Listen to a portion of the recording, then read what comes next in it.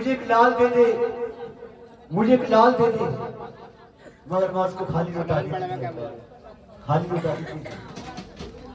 लेकिन एक बार माँ ने सोचा चलो इतनी साल से ये मेरे पास दर पर आ रहा है, मेरे दरवाजे पर आकर मत्था टेक रहा है, चलो इसको कुछ ना कुछ दिया जाए, कोई बात नहीं। तो माँ खुश हो गई। तो माँ ने उसको एक क्या दिया, क्या दिया? नहीं, लाल नहीं दिया, लाली दे दी। बोल सच्चे दरबार की जय हो। तो राजा ने सोचा चलो बच्चा नहीं तो मुझे बच्ची मिल गई, कोई बात नहीं, ये भी मेरे लिए बहुत बड़ी बात है, कोई बात नहीं, ठीक है। तो कहते कि बड़ी खुशी हुई कि मेरे दरबार में माँ ने मुझे एक बच्ची दी है। अपने दरबार में पहुंचे और वहां पर जितने भी पंडित थे, ज्योतिषी ने सबको बुलाया और कहते भाई ऐसा है, मेरे दरबार में एक बच्ची ने जन्म लिया है और भविष्य देखो ये कैसी है हमारे लिए। कह ठीक है राजन, आप इनके नक्षत्र देखते हैं हम और बताते हैं आपको ये बच्ची आपके लिए कैसी है। तो कहते हैं कि पोती पथरी खोलकर सभी बैठ गए ध्यान लगाकर। अजब तो देखा, कहने लगे राजन ये बच्ची जो आपके दरबार में आई है बहुत भाग्यवान है, बड़ी उज्जवल है आपके लिए। और कहते जब तक सूरज चांद और तारे रहेंगे इसका नाम भी तारा रहेगा। बोल सच्चे दरबार की जय हो। उसका नाम तारा रख दिया। अब वो तारा बच्ची 1 साल 2 साल 3 साल 4 साल 5 साल की हो गई।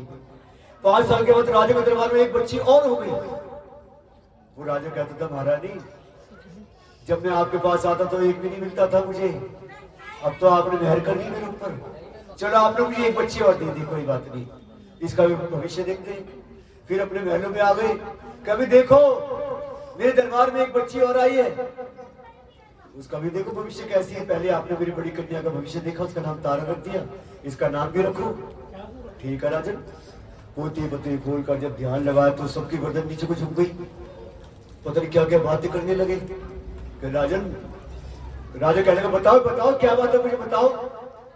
अब सारे डर गए कि राजन आपको कैसे बताएं, फिर भी हिम्मत करे, कहने लगे राजन ये बच्ची जो आपके दरबार में आई है ये आपके कुल के लायक नहीं है और राजन आपका विनाश हो जाएगा, खत्म हो जाएगा सब कुछ, ये बच्ची आपके लायक नहीं है, आपके कुल को दाग लगा देगी ये बच्ची। राजा को गुस्सा आ गया।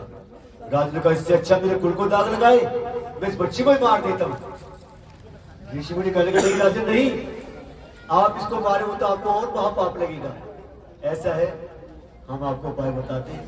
कहते बताइए कि एक लकड़ी का बक्सा बनाइए, लकड़ी का बक्सा बना के उसके अंदर सोना चांदी रखकर और सोना चांदी रखने के बाद इस बच्चे को उसके अंदर लिटा दो और बंद करके बक्से को ताला लगा के नदी में बहा देना, कोई ना कोई निकाल लेना।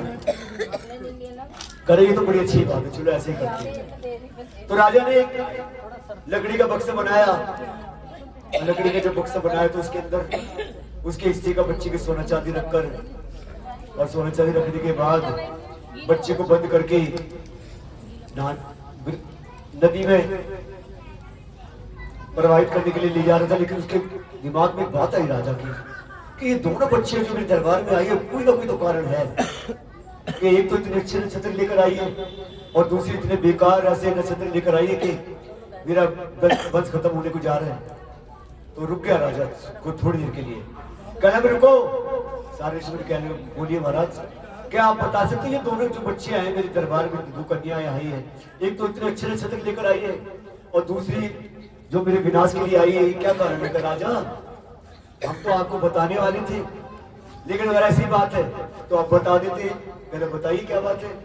कि राजा आपके दरबार में ये 2 बच्ची आई हैं, ये कोई साधारण कन्या नहीं है, ये राजेंद्र लोक के अप्सराएं, अप्सरा लोक से अप्सरा दोनों बहनें आई हैं, रैनक और बहन का नाम से जानी जाती है राजन।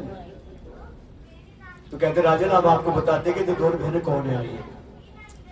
कि राजन एक समय की बात है कि दोनों बहनें अप्सरा लोक में नृत्य कर रही थी, दोनों रैनक और बहन का नाम से दोनों बहनें अप्सरा लोक में। तो लोगों ऋषि के श्राप से दोनों बहनों ने देखा कि उन्होंने श्राप दिया कि तुम पृथ्वी लोक की हो जाओ, तो दोनों बहनों को नीचे पृथ्वी लोक आना पड़ा। जब पृथ्वी लोक दोनों आई तो वहां पर उन्होंने क्या देखा कि कुछ लोग हमारे जैसे लोग एक व्रत रख रहे। कौन सा व्रत था? निर्जला एकादशी का व्रत बहुत बड़ा व्रत होता है जो गर्मियों में आता है, जो मीठा पानी दान करते हैं जगह जगह यहाँ पर। हाँ, दशहरा का जो आता है वो। तो ऐसा सबने व्रत किया वहां पर। तो दोनों बहनें देख रही थी कि भी ऐसे आज सभी लोग व्रत करें तो हम भी करके देख लेते, हम भी पुण्य कमा लेते थोड़ा सा। तो दोनों बहनों ने व्रत रख लिया। और व्रत रखने के बाद तो छोटी बहन से कहा बड़ी बहन ने कि बहन ऐसा है तो जंगल में चली जा और वहां से हमारे लिए फल वगैरह लेकर आ जाओ। क्योंकि पहले ना 1000 साल पहले कोई दुकानें नहीं होती थी जैसे आज रेहड़ी वाले खड़े बाहर दुकानें खुल रही हैं, कुछ भी ले लो। पहले जंगल से लेकर आते थे सारे, कोई भी केले लाते थे, सेब जो भी लाते थे सब फल जंगल से लाते थे। तो वह जंगल में चली जा हमारे फल लेकर आए। तो छोटी बहन कही ठीक है बहन मैं जाती हूँ और आपके लिए कुछ ना कुछ लेकर आऊंगी। चली गई जंगल में। जाने के बाद उसने क्या देखा जंगल में कि कुछ आदिवासी लोग अपने पितरों की पूजा कर रहे थे। और कैसे कर रहे थे? बहुत सारे गाय के ऊपर जलाकर, लकड़ियां जलाकर उसके अंदर मांस का भोग लगा रहे थे, मांस के टुकड़े चढ़ा रहे थे, चावल चढ़ा रहे थे भर भर कर। और भरने के बाद सारे सबको बांट रहे थे, सब खा रहे थे। उसके बाद उस पेड़ के पास खड़ी होकर छोटी बहन देख रही थी रैन का कि भाई क्या है ये प्रसाद है, शायद क्या चीज है। लेकिन एक महिला थी कबीले, उसने देखा कोई भूखी बच्ची खड़ी है पेड़ के नीचे, इसको दे दो कुछ ना कुछ। उसको भी दया आई, एक डोने में प्रसाद भरा, चावल और मांस के टुकड़े बड़ी बड़ी भर कर लेकर आ गई। बेटी ले खा ले, तो भूखी लगती है। उसको क्या पता, कभी जिंदगी में उसने मांस तो खाया नहीं। उसने खाया, उससे बड़ा स्वाद लगा कि ऐसी चीज तो मैंने अपने अप्सरा लोक में भी नहीं खाई जो आज मेरे पृथ्वी लोक में मिल रही है खाने को। खाया, उससे बड़ा अच्छा लगा।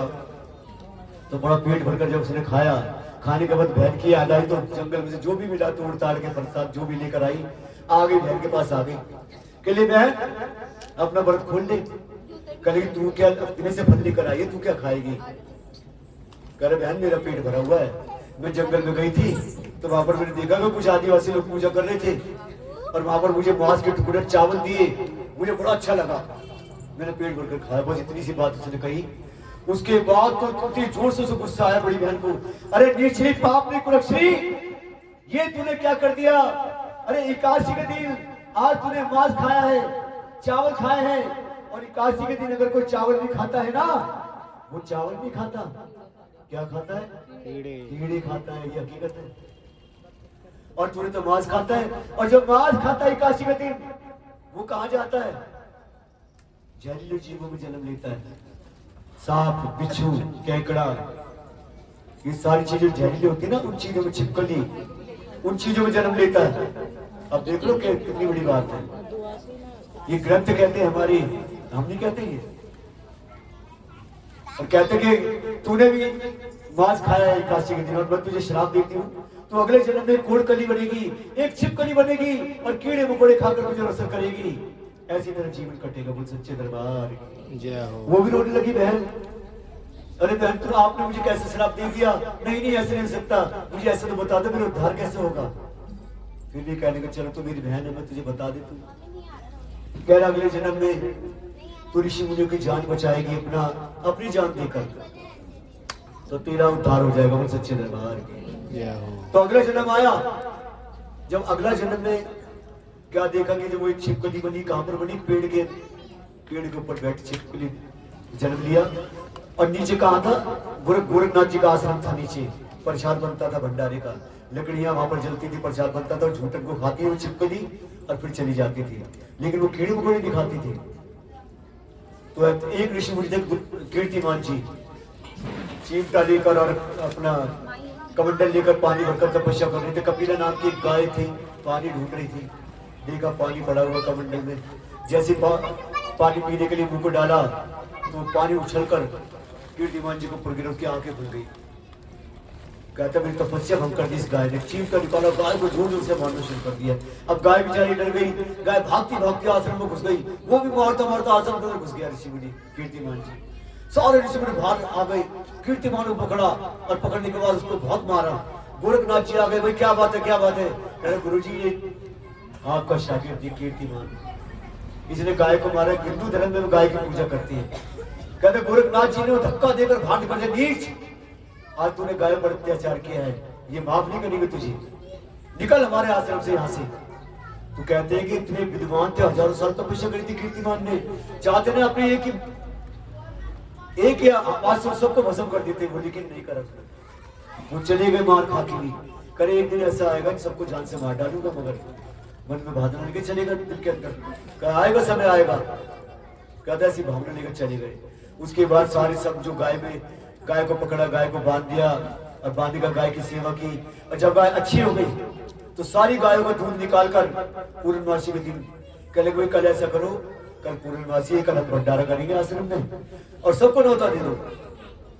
तो सबने दो ऋषि मुनि खड़े हुए, सबको न्योता देते देते देते सबको चले गए, भैया अब कल भंडारे का प्रसाद मिलेगा, आप जरूर आना। वो कहते जरूर आएंगे। तो कहते कहते वहीं पर पहुंच गए, कहां पर, जहां पर कीर्तिमान जी तपस्या कर रहे थे। अब वो तो बेचारे भूल गए सारे बदले की भावना, लेकिन कीर्तिमान जी के पास पहुंचकर कहने लगे, कीर्तिमान जी प्रणाम, हम आपको न्योता देने आए हैं, आप आश्रम में आना और आपको प्रसाद मिलेगा, खीर का प्रसाद हवन होगा, आपके लिए भंडारा का आयोजन है। तो कीर्तिमान की आंखें खुल गई, कहने अच्छा, पहले तो मुझे धक्का दे देकर मुझे मारकर बाहर निकाला आश्रम से, और आज मुझे दावत देने आए हो। तो कीर्तिमान ने सोचा यही मौका अच्छा है, तो कह रहे मैं जरूर आऊंगा, कल जरूर आऊंगा। तो सारे दिन कुछ ना कुछ सोचने लगे कैसे इन सबको जान से मारूं कीर्तिमान जी। दूसरा जो दिन आया, बहुत जोर से क्रोध में आ गए और एक बाज का रूप धारण कर लिया, इतना बड़ा बाज का रूप धारण करा, उड़ते उड़ते गए कहां पर, यहाँ प्रसाद बन रहा था खीर का, वहां पर गए और जंगल से जहरीले सांप को पकड़ा और पकड़कर उसको पंजों में मार के, उसको जान से मारकर पंजों में दबा कर लेकर आए, कहां पर छोड़ दिया उसको, खीर के अंदर कड़ावे में। बोल सच्चे दरबार। जब खीर का प्रसाद में जो सांप डाल दिया उन्होंने, तो वहां पर किसने देखा, छिपकली वहां चिपकी हुई थी, और अपनी बहन की याद आ गई, याद तो मुझे अपना उद्धार करना पड़ेगा, कह रहा तो मुझे अपनी जान देनी, तो ये सारे लोग खाएंगे प्रसाद, सब मर जाएंगे, मुझे अपनी जान देनी होगी आज। तो इतने में सारे ऋषि मुनि आ गए, अरे भाई खीर का भोग लगाओ, प्रसाद तैयार हो चुका, जल्दी लाओ। पहली कड़छी जो खीर में डाली तो ऊपर से छिपकली ने छलांग लगा दी। बोल सच्चे दरबार। सारे ऋषि मुनि कहने लगे रुको रुको, अरे इसमें छिपकली गिर गई, अरे देखो ये सारा प्रसाद बेकार हो चुका है, कोई नहीं खाएगा इसे। कह रहे भाई इसे नीच पाप नहीं, आज इसमें खीर में गिरना था, इसको बुरा भला कहने लगे, बहुत बुरा भला कहने लगे। लेकिन भक्तों कुछ नहीं हो सकता, क्योंकि ये प्रसाद तो बेकार हो चुका है, इसलिए इस प्रसाद को हटाओ और दूसरा प्रसाद की तैयारी करो। तो दूसरे प्रसाद की तैयारी करने लगे और कह रहे खीर के कड़ावे में उठाओ और जंगल में ले जाओ। तो ऋषि मुनि आए वहां पर और उसमें प्रसाद को उठाया, जंगल में ले गए, और जैसे प्रसाद को खाली करने लगे, जब खाली करने लगे तो कहते कि उसकी पैर से छिपकली गिरी, और छिपकली के बाद सांप का ढांचा नजर आया। सारे सुबह आए, भाग कर आए, अरे भाई देखो अब इसमें छिपकली तो देखी है, लेकिन ये सांप कहां से आया, ध्यान लगाओ। बड़े ऋषि मुनि, 7 ऋषि मुनि पोथी पुत्री खोलकर बैठ गए, सांप कैसे आया इसमें। जब ध्यान आया तो ऋषि मुनि जब ध्यान लगाया तो वो दिखाई दिया, कीर्तिमान जी दिखाई दे रहे सांप को डालते हुए। सब कह रहे भक्तों आज उस छिपकली ने हमारी जान बचाई, देख लो, हम तो उसको बुरा भला कर रहे, छिपकली को कीर्तिमान जी ने हम सबको जान से मारने के लिए जहरीले सांप को उसके अंदर डाल दिया ताकि हम सारे मर जाने की, छिपकली ने उसका उद्धार कर। तो सारे 7 ऋषि मुनि बैठ कर ध्यान लगाया और जिस छिपकली का उद्धार किया तो उसको कहां जन्म दिया, राजन आपके दरबार में, जिसको आप बक्से में बंद करके भाने के लिए ले जा रहे हो ना, ये वही बच्ची है। बोल सच्चे दरबार की जय हो। तो दोनों बहनें राजन आपके दरबार में आ गई, एक तारा हो गई कि आपकी जो बक्से बंद करके आप भाने के लिए जा रहे। बोल सच्चे दरबार की। ये थी दोनों बहनें। आई ना समझ में कथा, बता देना मुझे ना आए तो, ठीक है ना। बोल सच्चे दरबार की। अच्छा ये बीच में बैठी बहन जी, मैंने कथा कहाँ से छोड़ी है, बक्से आपसे पूछ रहा हूँ। हाँ आपसे पूछ रहा हूँ। अभी तो पहले भाया ही नहीं है पानी को। अभी तो वो बक्से में बंद है, अभी भाया ये होता है। अभी ना आप थोड़ी देर में झपकी भी आने वाली, रुक जाओ। बोल सच्चे दरबार की। तो कह रहे ठीक है। तो राजन सुबह निकला, भोर हो गई और बक्से को लेकर नदी में बहा दिया। बोल सच्चे दरबार की। अच्छा नदी में बहा दिया तो सुबह सुबह की भोर हुई थी, पंडित जी राम राम राम राम करते हुए नदी के किनारे पहुंचे। देखा बक्सा सोने चांदी से जगमगाता हो जा रहा है लहरों के साथ। सोचा आज तो सब कुछ मिल गया मुझे, इतना सारा सोना चांदी। पंडित जी ने अपने धोती से घुटने समेत पानी में, बोल गंगा मैया की जय, उसके पानी बक्सा पकड़ने लगे। लेकिन बक्सा और आगे निकल गया और भागे पानी में, डूबने लगे पंडित जी। फिर घबरा गए, अरे नहीं ऐसी माया से क्या काम। मन में सोचा जाने दो जो हमारी जान ले ली। मगर देखो इतना सारा सामान जा रहा है, फिर भी मन के अंदर विचार आ रहे। सामने जमादार जी झाड़ू लगा रहे, उनका इनसे निकलवाता हूँ। कल जमादार साहब की दवाई बोलो। पंडित जी वो कहने लगे जमादार साहब आज मुझे साहब कहकर बुला रहे पंडित जी, बहुत बड़ी बात है। कह रहे बोलिए पंडित जी कि ये बक्सा निकाल कर लाओ, आधा आधा कर लेंगे। कह रहे देख लो पक्की बात है पंडित जी, मुझे कैसे यकीन हो। गंगा जल लेकर कसम खाई कि जो भी होगा आधा आधा कर लेंगे। तो वो पानी में छलांग लगाई, माँ की ऐसी महर हुई कि बक्सा बहता हुआ आया और निकाल कर रख दिया। कह रहा भाई ऐसा है, मैंने सुना है पंडित जी कहने लगे कि जहाँ पर सोना चांदी होता है वहां पर सांप भी होता है। क्या पता इसमें सांप बैठा हो मुझे खा ले। पत्थर से ताले को तोड़ो। तो इतना बड़ा पत्थर लेकर आए, पत्थर से ताले को तोड़ा। जमादार जी ने बक्सों को जैसे ढक्कन हटाया, इतनी सी बच्ची थी छोटी सी, छोटी छोटी आंखों से देख रही थी, अपना अंगूठा चूस रही थी। बोल सच्चे दरबार, रोने लगे। अरे पंडित जी इतनी छोटी सी बच्ची ये मुझे दे दो। पंडित जी मेरे घर में तो कोई औलाद भी नहीं है, ये बच्ची तो आप मुझे दे दो, लेकिन जितना ये सोना चाहती है ना आप ले जाओ, मुझे इसकी परवाह नहीं है। अरे पंडित जी कहना ठीक है, मुझे करना भी क्या है इस बच्ची का, ले जाओ। और ये सोना चांदी जितना है ना सारा सब मुझे दे दो। तो बच्ची तो सीढ़ी से लगा ली जमादार जी ने, और सोना चांदी समझ कर पंडित जी अपने सर पर रखे। पंडित जी ने बक्सा अपने रास्ते जा रहे पंडित जी, और सीने से लगाकर जमादारी अपने रास्ते जा रहे हैं। लेकिन ऊपर से एक आवाज आई, अरे पंडित, अरे नीच इस कन्या के धन को खाएगा, तेरी 7 महीने में चली जाएगी। पंडित जी घबरा गए, ये आवाज कहां से आ रही है। रुको जमादार साहब रुक जाओ।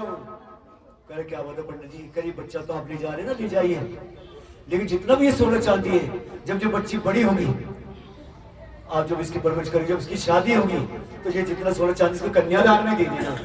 मुझे तो बचाओ। बोल सच्चे दरबार की जयकारा शेरवाली दा। बोल सच्चे दरबार। तो बच्ची को सीने से लगाया, बक्से को सर पर रखा, अपने घर पहुंचा, अपनी पत्नी को आवाज लगाई, अरे भगवान देख मैं क्या लाया हूं तेरे लिए। जब आवाज सुनी कि पति देव आ गई, देखा तो सीने से बच्ची चिपकी हुई है, और बक्सा सर पर कर चोरी कर लाए। कहते भगवान देख मैं क्या लाया हूं। कहते नहीं आप तो चोरी करके लाए कहीं से, ये बच्ची किसकी है। कहते भगवान सुनो तो सही, नहीं आप जो सोना चांदी भी लाए राजा के हाथ में बैठ जाओ, आपको फांसी पर चढ़ा दे। अरे भगवान मेरी बात तो सुन, भगवान बात तो सुन, भगवान क्या है सुना। कह ऐसा है ये बच्ची जो है ना, ये बच्ची और ये सोना चांदी ये मुझे माँ शेरावाली ने दिया है। क्यों कहा उसने, क्योंकि उसकी पत्नी जो थी बड़ी माँ की पुजारन थी, वो बात बात में माँ को बुला लेती थी। तो उसने सोचा यही बात अच्छी है, करे तो माँ ने दिए हमें ये बच्ची और सोना चांदी। तो उसकी पत्नी कहने लगी फिर भी नहीं अपनाऊंगी मैं इसे। कहे क्यों नहीं अपनाएगी। कह रहे मैं इसे तब अपनाऊंगी इस बच्ची को जब मेरी छाती से दूध की धार निकलेगी, बच्ची की मुंह हो जाएगी। बोल सच्चे दरबार की। तो माँ से प्रार्थना किसने, और शेर वाली माता भक्तों की झोली भर दे, बांझों की झोली भर दे, तेरी जोगत तुझे पुकारे, रो रो के मर्ज गुजारे। महारानी मुझे बच्चा तेरे, मुझे बच्ची दे दो आप। तो माँ की ऐसी पुकार हुई कि छाती से दूध की धार निकल कर बच्ची के मुंह में गई। बच्ची को सीने से लगा लिया कि वाकई स्वामी ये तो हमें माँ ने दिया है, हमारे घर में तो कोई सत्ता नहीं है, इसे पालेंगे पोषेंगे, हमारा नाम होगा। तो बच्ची को उन्होंने सच्चे दरबार की जयकारा शेरवाली दा। तो कहना बच्ची को परवरिश जब की गई तो बच्ची बड़ी हुई, और जब बड़ी हुई तो 18-20 साल में एक जमादार परिवार में उसकी शादी कर दी गई। और वहीं पर कौन सी उसकी बड़ी बहन तारा महलों के राजा हरिश्चंद्र के साथ भी आई गई थी। देखो दोनों बहनें एक ही नगर में आ गई। ये माँ की लीला थी। वो एक महलों की रानी थी, महलों के अंदर रहती थी, उसी नगर में महल था, और वो एक महतरानी थी जो साफ सफाई करती थी। ये माँ की लीला थी। दोनों को एक ही नगर में बुला लिया। अब जब बुला लिया तो क्या देखते हैं कि एक समय की बात है, महलों के अंदर बहुत जोर जोर से जागरण हो रहा था। जैसे आज दीपक जी ने जागरण करा, सारी रात हम गा रहे हैं, सारी रात से जय माता दी कर रहे हैं, तो उसके कान, वो सो रही थी रुक्मण, तो उसके कानों में आवाज आई जय माता दी जय माता दी। तो खड़ी हो गई, अपने स्वामी से कहेंगे स्वामी ये आवाजें कहाँ से आ रही है? कह ये महलों के अंदर से आ रही है, लेकिन तू क्या करेगी, तेरे लिए दरवाजे बंद है, तू नहीं जा सकती अंदर, क्योंकि पहले भेदभाव का समय था, कोई मंदिर में आसानी से नहीं जा सकता, ना किसी के महल में जा सकता। कहते मुझे बड़ा अच्छा लग रहा है, मैं सुन के आ जाऊं। तो कहते ऐसा है, तारा रानी को माँ ने एक लाल दिया है, तो वो जागरण करा रही है अपने महलों में। कहते अच्छा, तो मैं तो सिर्फ सुन के आ सकती हूँ। तो वो कहना ठीक है जा सुन के आ जा। अपने घर से निकली रुक्मण और जाकर महलों की सीढ़ी पर चढ़ गई, दरवाजे बंद थे महलों के, और कान लगाकर सुनती हुई भेंटे सुनते सुनते वहीं पर इतनी लीन हो गई कि वहां पर सगर कर सो गई। सोने के बाद जब महलों के दरवाजे खुले, सारे भक्त बाहर आए प्रसाद लेकर, तो सभी ने देखा कि कौन दरवाजे पर सो रहा है। तो फरियाद पहुंच गया कोई दरवाजे पर है, तो महलों की तारा रानी वहां पर आई, तो उसने देखा, देखने के बाद माँ की बड़ी मेहर थी, वो देखते ही पहचान गई ये मेरी पिछले जन्म की बहन है, क्योंकि माँ की बड़ी मेहर थी उसके ऊपर, और डर भी रही थी कि राजा ना देख ले, अगर मैं कह दूंगी मेरी बहन है तो मेरे भी इसके साथ टुकड़े कर देगा। हाथ पकड़ लिया उसने रुक्मण का, हाथ पकड़ता वो भी कांपने लगी, महारानी मैंने कोई पाप नहीं किया, महारानी मुझे माफ करो, महारानी। कहते नहीं बहन डरो नहीं, तुम मेरे पिछले जन्म की बहन हो। कहते महारानी मैं आपकी बहन, ऐसे कैसे हो सकता है? कहते डरो नहीं। कह रहे महारानी मैं तो सिर्फ आपसे एक सवाल पूछ सकती हूँ। कहते हाँ बोलो क्या बात है? कह रहे महारानी जी आप जो जागरण कराते सारी सारी रात, इससे आपको कुछ मिलता है? कह रहे बहन ऐसा है बहुत कुछ मिलता है, अंधे को आंखें, कोड़ी को काया, बांझ को पुत्र दे, निर्धन को माए, ये माँ देती है। तुझे क्या चाहिए? कि महारानी जैसे आपको एक लाल दिया है इस माँ ने, तो मुझे भी एक लाल दिला दो, मैं भी जागरण कराऊंगी। तो ऐसे लाल थोड़ी मिलते, एक अरदास निकालो। तो पहले सोने चांदी के सिक्के चलते थे, एक अरदास दी रुक्मण ने तारा रानी को, तो उसने कहा महारानी अपनी अरदास कबूल कर लो और उसको भी एक लाल दे दो, ये भी जागरण कराएगा धूमधाम से। तो यहाँ पर एक तीसरी अरदास होती है, एक अरदास हमारे दीपक जी देंगे जागरण की, तारा रानी की अरदास। तो ऐसी अरदास करे तो माँ ने उसकी अरदास कबूल कर ली, और 8वें 9वें 10वें महीने में उसके घर में एक लाल ने जन्म लिया। बोल सच्चे दरबार की। और जब रुक्मण के घर में लाल आ गया, तो लाल के चक्कर में वो सब कुछ भूल गए कि मुझे जागरण भी कराना नहीं कराया। अब बच्चा 1 साल 2 साल 3 साल 4 साल 5 साल का बच्चा हो गया। और जब 5 साल का हो गया तो माँ को, महारानी तेरी रुक्मण की अरदास लेकर जाना, महारानी इनके अंग संग रहने, महारानी गोदी लाल खिलाना, बिछड़े लाल मिलाना, जागरण हाँ डल के दिया 101 रुपए की अरदास महारानी। और भी कोई अरदास करा सकता है, क्योंकि ये हम उन सभी के लिए मांगते हैं जिनके लाल नहीं है, जिनको औलाद नहीं है। तो यहाँ पर माँ सबकी झोलियां बढ़ती है, ये अर्थ उनकी है। अभी रुक जाओ, अभी रुक जाओ। तो ऐसे ही जब उनको लाल दे दिया, लेकिन उसने जागरण नहीं करवाया, लेकिन माँ को बड़ी जोर से गुस्सा आ गया, क्योंकि ये माँ अगर देती है तो ढेरों पे ढेर देती है, और जब अपनी पे आ जाती है तो चमड़ी भी उधेड़ लेती है। प्यार से मांगो सबको देती है, सारे भंडार भर देती है, इतना देती है कि समेटने में नहीं समेटता, ये माँ देती है। तो बड़े बड़े करिश्मे मैंने देखे इस माँ के दरबार पर, मैं आपको बताऊंगा, थोड़ी सी कथा है, क्योंकि 35-40 साल की उसमें मैंने जिंदगी के अंदर बड़े बड़े तजुर्बे देखे, इस माँ के चमत्कार देखे मैंने, और कान पकड़ के मतलब माँ आपकी शक्ति जैसा कोई नहीं संसार में। तो कहते माँ जब देखा कि आज 5 साल हो गए लेकिन मेरा जागरण नहीं कराया, तो माँ ने बैठे बैठे हाथ हिलाया, और जब हाथ हिला तो बच्चे के शरीर पर माता के दाने हो गए, जिसे हम शीतला माता के दाने कहते हैं। तो सारे शरीर पर कह रहा अभी तो मेरा बच्चा ठीक था, अरे अभी मेरा बच्चा ठीक था, क्या हुआ है? मेरे बच्चे को बचाओ, मेरे बच्चे को बचाओ। पता नहीं क्या हुआ मेरे बच्चे को, रोने लगी, हाथ में उठाया, वेद हकीम डॉक्टर सभी को दिखाया, कि सबने मना कर दिया, हमारी उसकी बात नहीं है, ये कौन सी बीमारी है। रोती रोती जब बाहर गए थे, बड़े बुजुर्ग मिल गए, क्या बात है, क्यों रो रही है? कह रहा बता सकते मेरे बच्चे को क्या हुआ है? कह रहा मैं तो नहीं बता सकता, लेकिन एक बात बताऊं, महलों की रानी तारिया बड़ी अंतर्यामी है, वो तो वही बता सकते हैं बीमारी। कह रहा मुझे वही जाना पड़ेगा। बच्चे को लेकर फिर चढ़ गई महलों में, महारानी मेरे बच्चे को बचाओ, मेरे बच्चे को बचाओ। वो भी जान गई, तारा भी, वो भी कहने लगे जिस रास्ते से आई है वापस चली जा, तुझे तेरा लाल नहीं मिलेगा। कह रहे महारानी मैंने कौन सा गुनाह किया? तूने बहुत बड़ा गुनाह किया है। कि तूने माँ के दरवाजे से एक लाल तो मांग लिया, लेकिन तूने जागरण नहीं कराया। आज 5 साल हो गए। जब इतनी बात सुनी तो बच्चा तो तूने वहीं छोड़ दिया। भागी माँ के सामने मंदिर में पांव पकड़ लिए, रोने लगी, आंसू से धोने लगी।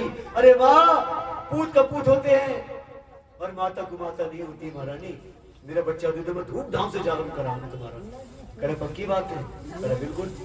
तो कहते इतनी बात हुई तो बच्चे की आंखें खुल गई। कहते ही बच्चे के ऊपर जो बीमारी थी वो भी खत्म हो गई। बच्चा माँ कर चिल्लाने लगा, सीने से लिपटा रहे कि मेरा बच्चा ठीक हो गया, अब तो मैं जरूर जागरण कराऊंगी।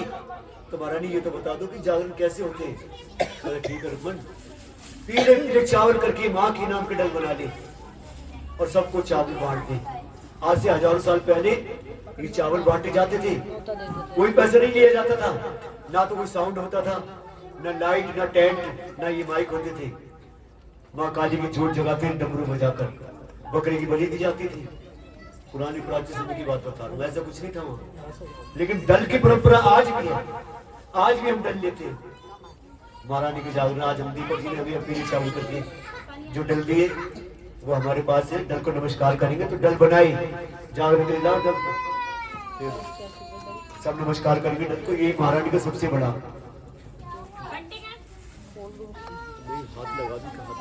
हाथ लगा पानी आ गया। सभी नमस्कार करेंगे। तो कहले डल को लेकर थाल में सबके पास आ गई, मेरे जागरण करो, मेरे जागरण करो। सबने मना कर दिया। अरे तुम की जाति स्त्री, हम क्या तेरे घर में जागरण करेंगे? मंदिर में कर देंगे, पैसे दी जाएंगे। रोने लगी कि मेरे कुछ जागरण नहीं कर रहे, मैं क्या करूं? रोने लगी। फिर कोई बुजुर्ग मिल गया, तेरा बच्चा तो ठीक है, क्यों रो रही है? फिर ऐसा है मेरा बच्चा ठीक है, मुझे जागरण कराना है। कह जागरण करा तो ठीक है, ऐसा है ये जागरण भी तारा रानी करेगी, तू नहीं कर सकती। तो वो डल को लेकर तारा रानी के पास पहुंच गई। अरे बोल के महारानी सबने डल को ठुकरा दिया है और कहते हैं आप अगर जागरण में आओगे तो ये जागरण होगा, आप नहीं आओगे जागरण नहीं होगा। तो तारा कह लेंगे बोल रुक्मन कब का तेरा जागरण? कल अगले शनिवार का। बोल सच्चे दरबार की। तारा कह लेंगे मैं आऊंगी तेरे जागरण में। अब कह तो दिया, लेकिन एक इतनी बड़ी बहनों की रानी तारा और एक नीच के घर जाएगी, सारी जगह खबर फैल गई चारों तरफ। लेकिन डर देते कि राजा को बताए कौन? लेकिन कौन बताने गया? एक नाई जो राजा की सेवादारी करता, पक्का दिल करके गया था। दिल में पेट में बात नहीं पची, राजा के दरबार में पहुंच गया अंदर पेटी लेकर और मन में सोचने लगा कि राजा को कुछ नहीं पता, कहाँ जाएगी इसकी तारा रानी। तो राजा कह लगे भैया ऐसा है पहले भगत जी हमारी हजामत करो। वो हजामत तो कर रहा है, लेकिन वो राजा की तरफ ज्यादा देख रहा है और करते करते उसका ध्यान कहीं और चूका तो साबुन मुंह को लगा दिया राजा लगा नीच, तूने मेरे ईमान भ्रष्ट कर दिया सारा। तो पेट की बात थी वो मुंह आ गई, नहीं राजा नहीं, आपकी तारा रानी करेगी, आपका ईमान भ्रष्ट। इतनी बात निकालती मुझसे, क्या बक रहा है तू? बोल क्या है? राजा कहने लगा राजन आपको कुछ नहीं पता? कहता मुझे कुछ नहीं पता, बता क्या है? राजन आपकी तारा रानी रुक्मन के घर जा रही है, उसके घर का प्रसाद खाएगी, तो कहाँ जाएगा आपके ईमान? अरे नाई, अगर ये बात सच निकली तो मैं तुझे इनाम दूंगा, और अगर ये बात झूठ निकली तो इस तलवार से मैं तेरे टुकड़े कर दूंगा। राजन मैं थोड़ी कह रहा हूँ, देखो सारे लोग कह रहे हैं। ठीक है अभी देखता हूँ। अंदर पहुंचे राजन, कह रहे चौकीदारो, अरे पहरेदारो, सारी खिड़की और सारे दरवाजे बंद कर दो। मैं भी अंदर से बाहर से अंदर आऊँ, मेरे सब कर्म कर देना। सारी खिड़कियां सारे दरवाजे बंद कर दी। बंद करने के बाद और अंदर पहुंची, अपनी पत्नी को आवाज लगाई, तारा। तो कहने स्वामी बोलिए कि तारा हम शिकार से लौटे, विश्राम करना चाहते हैं। तो आइए स्वामी विश्राम कीजिए। कि ऐसे नहीं, हम आपकी गोद में अपना सर रखकर सोना चाहते हैं। तो मैं तो आपकी पत्नी हूँ राजन, आपकी सेवा करना मेरा धर्म है। तो गोद में सर रखकर राजन सोने लगा और आगे खोल खोल कर देखता था बार बार कि आप देखूंगा कैसे जाएगा रुक्मन के जागरण में। और वो भी समझ गई तारा भी, और माँ से कहेगी माँ ये राजन सब कुछ जान चुका है, कोई ऐसी लीला रचाओ महारानी जो मैं आपकी शक्ति की और आपकी भक्ति की लाज रख सकूं।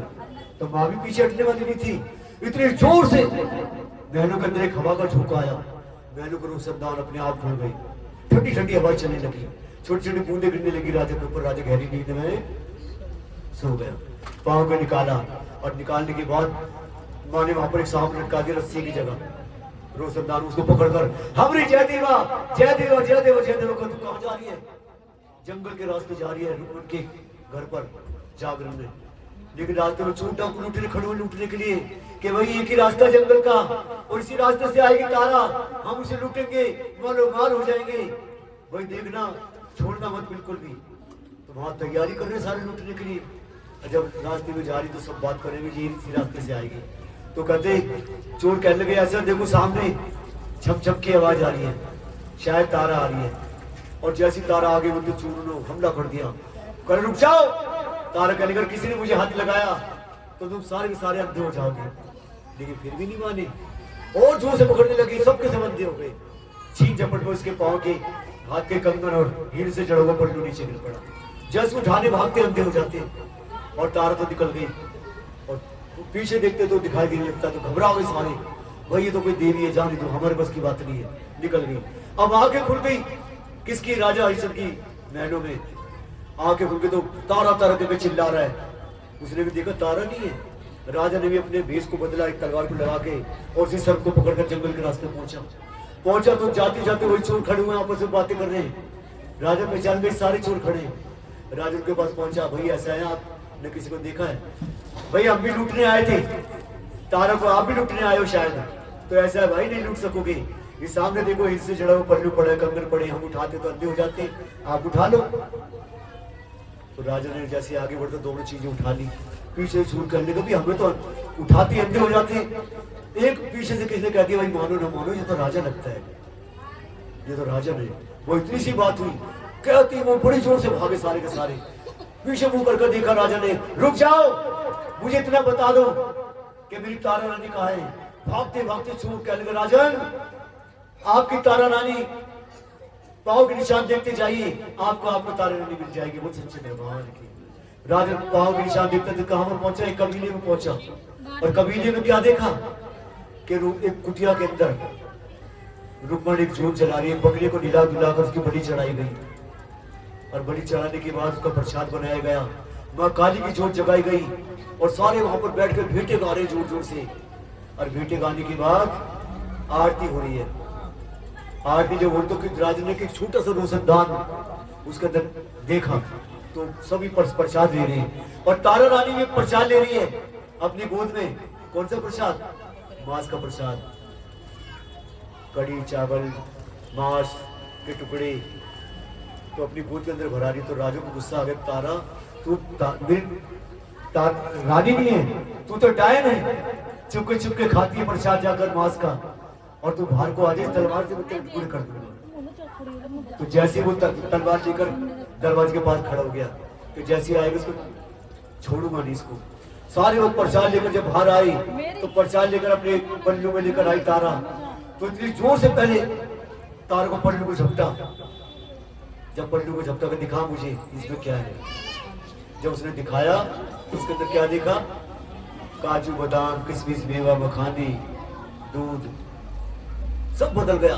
अभी 5 रुपए का प्रसाद दिया ना आपको, ये वही प्रसाद है अभी जो प्रसाद बांटा, सब कुछ बदल गया। तो तारा कहने लगा भाई ऐसा है, तू तो जादूगर नहीं है तारा। अरे मैंने अपनी आंखों से तेरी गोद के अंदर मांस का प्रसाद लेते हुए देखा है, लेकिन यहाँ पर ही प्रसाद कैसे बदल गया? तारा मुझे बता। नहीं राजन कैसे बता दूं, ये मेरी माई का पत्थर जिसे ब्रह्मा विष्णु महेश न देख सके, आपको कैसे बता दूं? कि नहीं मुझे बता। तो ठीक है राजन चलो महलों में चलते। फिर महलों में आ गए दोनों। फिर कहने लगा अब तो मुझे बता तारा प्रसाद कैसे बदल गया? क्या ऐसा राजन देख लो, पीछे तो नहीं हटोगे? कह नहीं मुझे बताओ। तो राजन सबसे प्यारी चीज क्या है?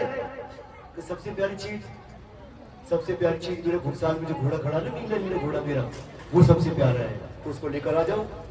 घोड़े को लेकर आ गया। राजन ऐसा करो, मेरी माई को पत्र देखना चाहती हो ना, तो तलवार लो, इस घोड़े के टुकड़े टुकड़े कर दो और डेग पर चढ़ा दो। नहीं तारा नहीं, ये कैसी बातें करे तारा? तो राजन ना तो मेरी माई को पत्र देखना चाहते। राजा हैरानी कर लेगा मैं क्या करूं? तो राजा ने घोड़े के टुकड़े करा दिए, उसको डेग में चढ़वा दिया पंथ के लालच ने। अब कहने लगा देख तेरी कहने मैंने अपना घोड़ा कटवा दिया, अब तो बता दे ये प्रसाद कैसे बनेगा? तो राजा ऐसे नहीं, और सबसे प्यारी चीज क्या है वो भी बता दे। कि और सबसे प्यारी चीज क्या हो सकती है? मेरा बेटा सुंदर लाडला और बेटे से बढ़कर कोई चीज नहीं है। तो अपने बेटे को आवाज लगा, अपने बेटे को आवाज लगी, बेटा सुंदर, बेटा सुनती ने आवाज लगी, बेटा भी सामने आकर खड़ो, आजा बेटा आजा मेरे सीने से निकल। बेटे भी आ गया। क्या ऐसा राजन, तलवार निकाल, अपने बेटे का भी हवन कर दे, राजन इसका भी सर कलम कर दे, इसके भी टुकड़े कर दे। अरे नहीं तारा नहीं, तू कैसी मां है तारा, मैं नहीं कर सकता, ये मेरे बस की बात नहीं तारा, नहीं ऐसे नहीं हो सकता तारा। बस राजन जिद छोड़ दो। तो इतनी बात हुई तो देखा कि जो बच्चा था, बच्चे की जगह वहां पर शैतान खड़ा हुआ था। और जब शैतान खड़ा हुआ था तो राजा का गुरबान पकड़ दिया उसने। और जो उसके बाद उसने देखा राजा ने कि बच्चा तो है नहीं, ये कौन आ गया। तो गुस्से में आकर उनकी दोनों की लड़ाई हुई, राजा की उसकी। जो शैतान था, राजा ने जैसी तलवार मारी तो सर अलग किया, जैसी जमीन में गिरा तो क्या था, उसका बच्चा पड़ा हुआ था, सर अलग था, धड़ अलग था। और देखकर राजा बोले, तारा ये कौन सा जादू है तारा, अरे मेरा बेटा तारा, मेरा बेटा के हवन करा दिया तूने, मेरा बेटा भी तूने मरवा दिया तारा। नहीं नहीं तारा नहीं, ये कैसे हो सकता। बस राजन मैंने पहले कहा था ये मेरी माई का पत्थर जिसे ब्रह्मा विष्णु महेश ना देख सके। तो अब तारा मेरा बेटा, मेरा लाल, कहता ऐसा इसको भी डेग में चढ़ाओ। और जाने के बाद कहता अब इसको प्रसाद बनाओ। आग लगाने के लिए जैसे आगे बढ़े तो मना कर दे, रुक जाओ, जब तेरी माई प्रसाद बदल सकती है। राजा कहने लगा तो यहाँ पर आग भी अपने आप लगेगी लकड़ियों में। तो माँ को आज्ञा दी, जागो नहीं, जागो जागो माई जागो। एक जोत निकल कर कांगड़े से उड़ती हुई आई और लकड़ी में लग गई। बहुत सच्चे दरबार, प्रसाद तैयार हो गया। पर जब कहने लगा, राजा कहने लगा, तारा देख प्रसाद तैयार हो चुका, अब तो बता दे, मैंने अपना बेटा मार दिया, घोड़ा मार दिया। तो ठीक है राजन, 5 थाल लगा दे। प्रसाद के मैं 5 थाल क्यों लगाऊं, कि एक तेरा, एक मेरा, एक तेरे बेटे का, एक तेरे घोड़े का, सच्ची माई का। तो 5 थाल भी लगा दी उसने। कहते ऐसा मैंने 5 थाल लगा दी, अब तो बता दे कि अपने हिस्से का थाल उठा। अपने हिस्से का थाल उठाया, कह ऐसे ऐसे खा और घोड़ी। अरे तारा मेरा बेटा भी मार दिया, मेरा घोड़ा भी मर गया तारा, मैं अपने बेटे का मांस खाऊं। नहीं तारा नहीं, ऐसा नहीं हो सकता तारा, ये कभी नहीं हो सकता तारा नहीं। राजन हार जाओगी, मैंने पहली कहा था, छोड़ दो जिद, अब भी हार मान जाओ। राजा कहने का सब कुछ तो खत्म हो चुका है, मेरा बेटा मार दिया, मेरा घोड़ा मार दिया, ये भी कर देख लेते थोड़ा कौन सा जादू है। एक डली उठाई, मुकद्दर जैसी डाला, उसको बाहर निकाल दिया। बाहर निकाल कर देखा बच्चे की उंगली आ गई। और जो देखा बच्चे का मासूम सा चेहरा आंखों में घूमने लगा, इतनी जोर जोर से रो रहा था। राजन अरे तारा मेरा बेटा दे दे, मेरा फूल से चिराग दे दे तारा, तारा पुत्र होते नयन प्राण तारा, तारा मेरा बेटा दे दे, तारा मेरा एक ही था वो भी गया है मर, और देख ले सुना पड़ा है मेरे मन। ओ